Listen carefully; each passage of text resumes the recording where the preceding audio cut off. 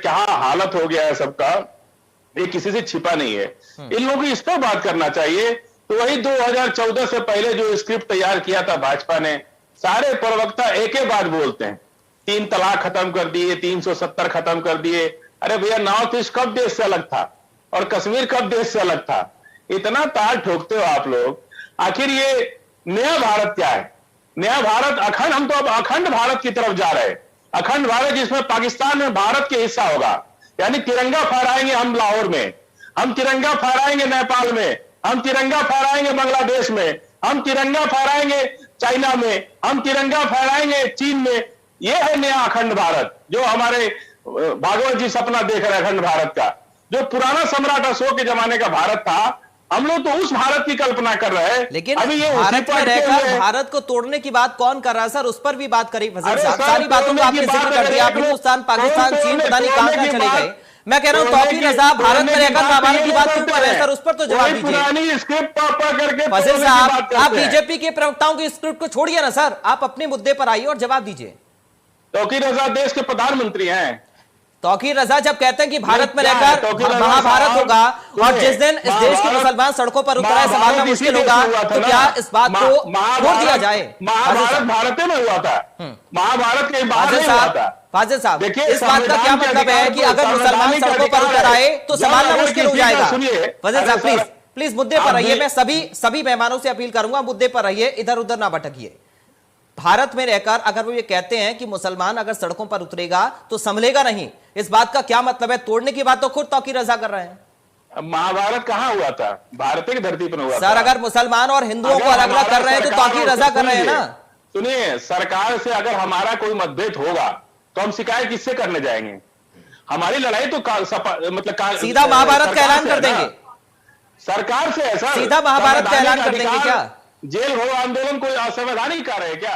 ठीक है, जेल तो भाजपा ने। चलिए ठीक है, आप लगता है आप जवाब सीधा देना नहीं चाह रहे हैं। शिशिर जी को मैं ला रहा हूं आप चर्चा में। आंदोलन कोई बुरा काम है क्या? ठीक है, संविधान ने अधिकार दे रखा है आपको प्रोटेस्ट करने का, ठीक है, रोड जाम करने का, अपनी बात करने का। ठीक है, अतिक्रमण पर कार्रवाई नहीं होनी चाहिए शिशिर जी। शिशिर जी ठीक है सर। फजल साहब, अब लौटूंगा अगले राउंड में आपके पास में। शिशिर जी को लाते हैं। शिशिर जी,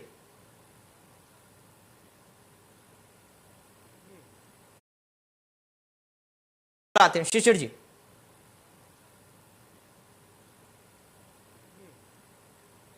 देखिए ऐसा है कि एक जोकर टाइप का मौलाना तौकीर रजा जो बेवकूफ़ी की बात करता है, उसको ये नहीं मालूम जब जब कोई बड़ा मुद्दा देश में आया तब वो डराने की मौलाना ऐसे जोकर टाइप के जो थे बीच में आए, उछल फान मचाए, देश को धमकाने लगे। और हुआ क्या? धारा 370 हटी, 3 तलाक बिल आया, राम मंदिर फैसला आने के पहले क्या कहा कि हम जो है ईंट से ईंट बजा देंगे, खून बहेगा सड़कों पे। उसके बाद देखिए इन्हीं सब बोलचाल की व्यवस्था, अनशन जो भाषा का प्रयोग किया गया, इसीलिए विपक्ष धीरे धीरे देश में साफ होता जा रहा है। बुलडोजर जो चल रहा था, वो बुलडोजर जो अवैध रूप से कब्जा कर रखे उन पे चल रहा है। तकलीफ विपक्ष में राहुल जी को, अखिलेश जी को, वैसी जी को, तमाम आप पार्टी को, इनको हो रहा है। और जब पकड़ छापेमारी होती है तो आपके नेता पकड़े जा रहे दिल्ली में, तो भ्रष्टाचारी IAS और IPS ये लोग जो कभी जेल जाते थे, आप बताइए, अब जेल जा रहे हैं। अब आप देखिए, लव जिहाद ये करेंगे, जमीन जिहाद ये करेंगे, हथियारों की तस्करी, सोने की तस्करी, लाउड स्पीकर जबरन बजाएंगे, सड़कों पर मजार, मदरसे, मस्जिद बनाएंगे। तो इस तरीके से लगातार ये जो विवाद के कार्य कर रहे थे, अब उस पर योगी जी के और मोदी जी की सरकार कार्रवाई कर रही है, तो ये घबराए हुए हैं। तो विवाह और दूसरी चीज, अब आप देखिए इनकी जो धार्मिक पहचान थी, बुर्का पहन के ये गोली चलाएंगे। मस्जिदें जहाँ ये इबादत करने लोग जाते हैं वहाँ पर जाके पत्थर चलाएंगे, गोली चलाएंगे, बोतलें चलाएंगे, है वहाँ से फसाद करेंगे। धार्मिक पहचान जो थी धार्मिक मस्जिदों की, उसको ख़त्म कर रहे हैं। अल्लाह अकबर जो इनका नारा था, वो ऐसा डरावना शब्द बन गया है, पूरी दुनिया में अल्लाह अकबर कह के हमले करते हैं। जिस दिन दिल्ली जल रही थी, उसी दिन स्वीडन में भी ठीक इसी तरीके से पथराव हो रहा था, आगजनी हो रही थी, और यही लोग कर रहे थे। अब स्थिति दुनिया इनको पहचान चुकी है और दुनिया में हर जगह कोई मार खा रहा है तो इन्हीं के मानने वाले हैं। और तो और छोड़िए, दूसरे धर्मों को छोड़िए, ये अपने धर्म के जो इबादत कर रहे लोग, नमाज पढ़ रहे हैं, उनको शिया सुन्नी के नाम पे मार देते हैं। तो इस प्रकार से जो स्थितियां बन रही हैं, ये जो डराने की जो बातें करते थे, अब लोग इनकी बातों से डरने वाले नहीं हैं। देश जो है किसी शरिया से नहीं चलेगा, ठीक है, ये देश एक संविधान से चलेगा।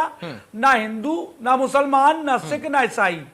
अब ये बार बार हर चैनल पे एक बात उठाते हैं कि हिंदू दिल्ली में तलवार लेके निकला साहब, तो ये थोड़ा पीछे क्यों नहीं जाते हैं? मुहर्रम के जुलूस में तलवार लेके निकलते हैं, छाती से खून निकालते, छोटे छोटे बच्चे जा रहे डरते बेचारे हैं। एक दूसरा अन्य धर्म पंथ के लोग, ठीक है, वो सिख समाज के हमारे भाई, जब वो निकलते हैं वो तलवार लेके, देखिए पंच प्यारे निकलते हैं, तो सभी धर्म के लोग जब तलवार लेके निकलते हैं, अगर हिंदू निकला किसी गर्दन तो नहीं काटी, लेकिन उनके ऊपर बम चला रहे हैं, गोली चला रहे हैं, सीसी चला रहे हैं, और वो बेचारे विक्टिम हो जाते हैं।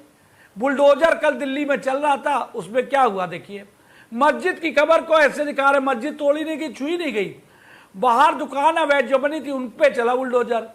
तो भाई जो अवैध है, चाहे वो हिंदू का हो चाहे मुसलमान का, सबका टूटेगा। समानता के आधार पे देश आगे बढ़ेगा। देश में सुख समृद्धि के लिए जो अब तक सरकारें तुष्टीकरण कर रही थी, वो अब तुष्टीकरण की सरकारें नहीं चलेगी। देश में एक निशान, एक संविधान, एक झंडा अब सबके लिए होगा। डॉक्टर श्यामा प्रसाद मुखर्जी ने कहा था आजादी के पहले, वो बात आज लागू होती जा रही है।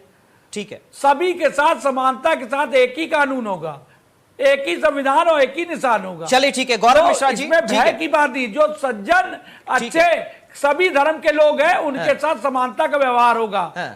डरने की किसी को जरूरत नहीं। जो अराजक लोग हैं वही डरेंगे, वही जेलों में जाएंगे, ठीक है, उन्हीं पर रासुका लगेगी, उन्हीं पर कार्रवाइयां होंगी। ठीक है, आ रहा हूं अब अगले राउंड में आपके पास गौरव मिश्रा जी, उसके बाद फजल जी आपके पास आऊंगा, एक साथ जवाब दीजिएगा। शिशिर जी बोलिए। देखिए, देश में एक बहुत बड़ा किसान है, अरबपति खरबपति किसान, जिसने अभी चुनाव लड़ा, तो उसने अपनी जो इनकम टैक्स रिटर्न होता है उसमें अरबों खरबों रुपए की संपत्ति बताई।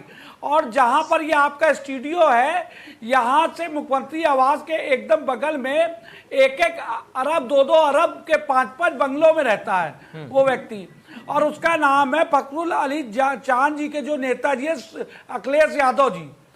धरती में गन्ना और गेहूं बो के अरबों रुपए का व्यापार किया इन्होंने, उससे अरबपति बन गए। अपनी सरकारों में 5 बंगले अलॉट कराए इन्होंने, और उस पर याचिका मैंने ही दाखिल की। होटल बनाने जा रहे थे लखनऊ में, मैंने ही सीज करवा दिया। तो ये जो ईमानदारी और सैद्धांतिकता नैतिकता की बात करते हैं तो इनको चैनल पे शोभा नहीं देता है। अब रही बुलडोजर की, ये घिसा पिटा डायलॉग हो गया, पिछड़े, दलित, अल्पसंख्यक, और ये कह के चूतिया बना के, मूर्ख बना के इन्होंने क्या किया, शब्दों की थोड़ी मर्यादा का ख्याल रखिए। संपत्ति बना ली। कोई कुर्मी जाति का नेता बन गया, कोई यादव जाति का बन गया, कोई ब्राह्मणों का नेता बन गया। अब पहले राजनीति में होता था योग्यता के आधार पे लोग बढ़ते थे, अब जिस क्षेत्र में जिसकी संख्या ज्यादा उसको टिकट मिलता है, और राजनीति शुद्ध रूप से व्यापार बन गया है। बिना पैसा दिए टिकट किसी को नहीं मिलता है। दलितों की बात करके बहन जी आप देखिए दौलत की बेटी बन गई है। तो इस प्रकार से जब इनके पापों पे हमला होता है, बुलडोजर चलता है, मुख्तार अंसारी, अतीक अहमद, अजीमुल पहलवान, सलीम रुस्तम जैसे अपराधियों को शरण देने वाले, आतंकवादियों की रिहाई का ऑर्डर देने वाले कौन थे? समाजवादी पार्टी नेता। इनका रिश्ता आतंकवादियों से कौन सा रिश्ता है? कांग्रेस। जब बाटला कांड में जब आतंकियों का एनकाउंटर हो रहा था तो राहुल जी संसद भवन में आके कहते हैं कि हमारी माता सोनिया जी रो रही थी, रात भर सो नहीं पाई दहशत में। इनका ये हाथ का पंजा का जोड़ जो है वो आतंकियों के साथ है। इधर साइकिल का जब चुनाव आएगा तो साइकिल चलाने लगते हैं, जैसे ही चुनाव गया ये मर्सिडीज पे आ जाते हैं। तो ये सब क्या है? अब जनता इनके चेहरों को पहचान चुकी है और आम यादव, आम मुसलमान सब समझ रहे हैं। सबका साथ सबका विकास का जो भी बात करेगा लोग उनके साथ होंगे। हमें दुख इस बात का है कि जो भारतीय जनता पार्टी है इसने जो कार्रवाइयां की है ये पिछली सरकारों से कार्रवाई बुलडोजर चलना चाहिए था, लेकिन देर आए दुरुस्त आए और कार्रवाई होनी चाहिए। जहां आपका स्टूडियो है यहां पर मुस्लिमों की आबादी के हिसाब से 15-15, 20-20 मस्जिदें और कम से दर्जन भर मजारे हैं और 1-2 मंदिर है केवल बहुसंख्यक के यहाँ पर। और बात करते हैं, लेकिन शिशिर जी सवाल तो ये भी उठ रहा है ना कि अगर अवैध अतिक्रमण पर आप बुलडोजर चला रहे हैं, अवैध निर्माणों को ध्वस्त कर रहे हैं, तो ये एक्शन पहले से क्यों चालू नहीं हुआ? क्यों अभी अचानक से चालू हो जाता है? जब हिंसा होती है तो ये बुलडोजर भी बाहर निकल आता है। और अब सवाल तो ये भी सरकार पर उठ रहे हैं, फिर अधिकारी क्या कर रहे हैं? और अगर अवैध था तो कैसे उसको बसने दिया? बनेगा। जब बंटवारा हुआ तो हिंदुओं को कुछ नहीं मिला, इस्लामिक देश बन गया पाकिस्तान, लेकिन ये हिंदुस्तान जो है हिंदुओं को कुछ नहीं मिला। जो यहाँ पर हिंदू भाग के पाकिस्तान से आए उनको जो मुसलमानों की खाली जमीनों में हिस्सा मिलना था, यहाँ वो वक्फ बोर्ड बना के फिर से मुसलमानों ने कब्जा करके बैठ गए और इनके हिस्से की जमीन जो पाकिस्तान में गई उसको भी वजह ले रहे, यहाँ भी ले रहे। वहां जो हिंदू था उसको इन्होंने दंडित करके उनका धर्मांतरण कराया। चलिए ठीक है, फजल जी के पास हम चलते हैं। ठीक है, क्या बड़ी आप देखिए हम किस तरीके से कर रहे हैं। ठीक है, चलिए फजल साहब बताइए, हर जगह भरो आंदोलन जब शुरू करेंगे तो समर्थन देंगे क्या? ठीक है, देखिए शिशिर जी पर पहले बात करते हैं। हाँ।